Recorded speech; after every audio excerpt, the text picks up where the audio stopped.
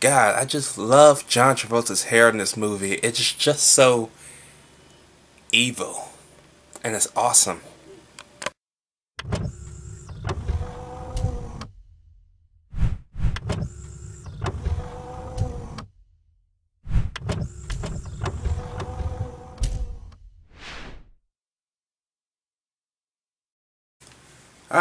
The Punisher. I love the Punisher comic book series. It is my favorite Marvel character to date because he takes the law into his own hands by using bad guys' methods, and it's awesome, okay? And in 2004, they decided to redo the Punisher in that particular fashion, and it's awesome. This movie's plot and story are basically based on two different Marvel comics. You got Punisher Year One and Welcome Back Frank. Year One I like the most, but you also got some scenes in the movie that were taken from, I think, Marvel Presents Punisher number 2, Marvel something Punisher 1, a little bit of Punisher Warzone, and Punisher War Journal in this movie. And it shows, okay? It shows to the T. So, the plot is, since being a Vietnam vet is a little too far back for this story, Frank Castle is a Special Forces guy, okay? It is basically his last day on the job, basically. And during a arms dealing sting, something goes wrong, of course, and somebody gets killed. The person that gets killed is the son of Howard Saints, played by John Travolta in this movie. And Travolta's wife wants revenge as well, but instead of just going after Frank Castle, she tells his best friend to go and kill the entire family instead. And yeah, we eventually get that big cold-blooded, and I mean cold-blooded, scene where not only does grown adults get shot and killed, but of course kids get shot and killed.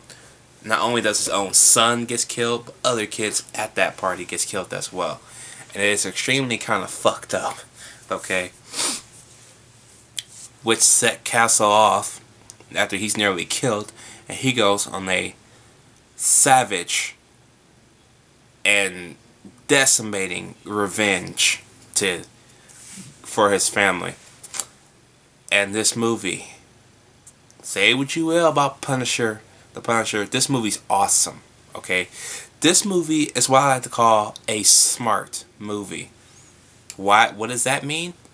This movie takes all the right steps, okay? Not only does it take its time at going about the story and the pace, which is good. You gotta set everything up. It uses a certain somebody from Travolta's crew against them, okay? Not only that, he plays mind games with Travolta and his crew, okay? Making them think something else is going on from within his own organization, basically turning him against them. So that's even more awesome, okay? That's smart. That is smart thinking. You attack them from the inside by having them go against each other. That is the way of fighting the enemy sometimes. And it works, you know what I mean? And it's awesome.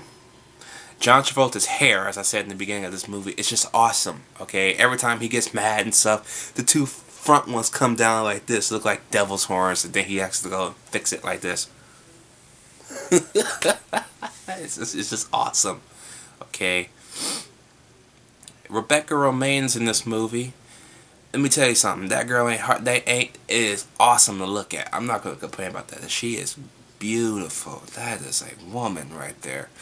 And this is probably her second Marvel film to date. The first being X-Men, of course, playing Mystique. But god damn, whew, boobies. It's awesome.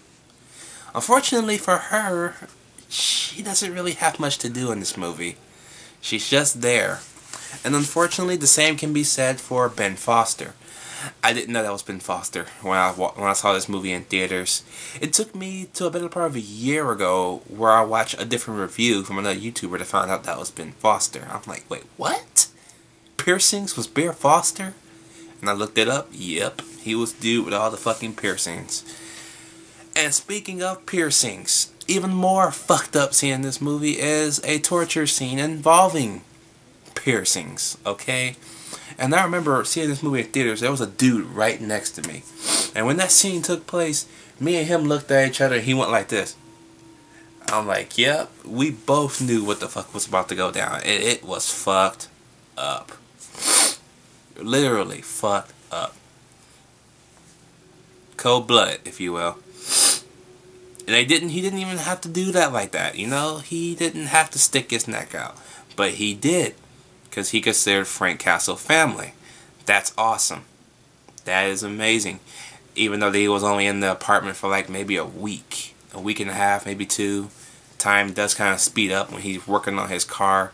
His car is badass. It's not the battle van, but still, it is an awesome little car he has. I was hoping they would have gave him the battle van in Punisher 2, but not the case. Not the case with Punisher 2. But, yeah, and Punisher 2 never really happened, which is kind of unfortunate, because this was a great lead-off into Punisher 2. And it's probably the most laid-back, more realistic, and grittier Marvel film to date. You know what I mean? It was calm and collected. It knew what it was trying to do, and it knew what it was trying to accomplish. And for that reason alone, besides the great story, besides the great plot, all the great acting aside, from John Travolta to Thomas Jane, Ben Foster, Rebecca Romijn, the other dude, his best friend, to that quirky dude that provides the comedy relief, I'm going to give The Punisher, I'm giving this movie an A. Very, very good adaptation. Too bad the sequel got shelved and we got a reboot instead. How was that? I will let you know about that. But as for now, let me know what you guys think about The Punisher down below. Did you like it? Did you hate it? What is your favorite Punisher storyline? I gotta go with year 1 for me. I really do. I do like year 1 the most. And if you think, because Marvel do got the rights back, do you think we'll see a reboot of The Punisher? And if so, do you think we're going to get that awesome battle van? Because that would be so fucking badass. It would. And yes, I'll see y'all later.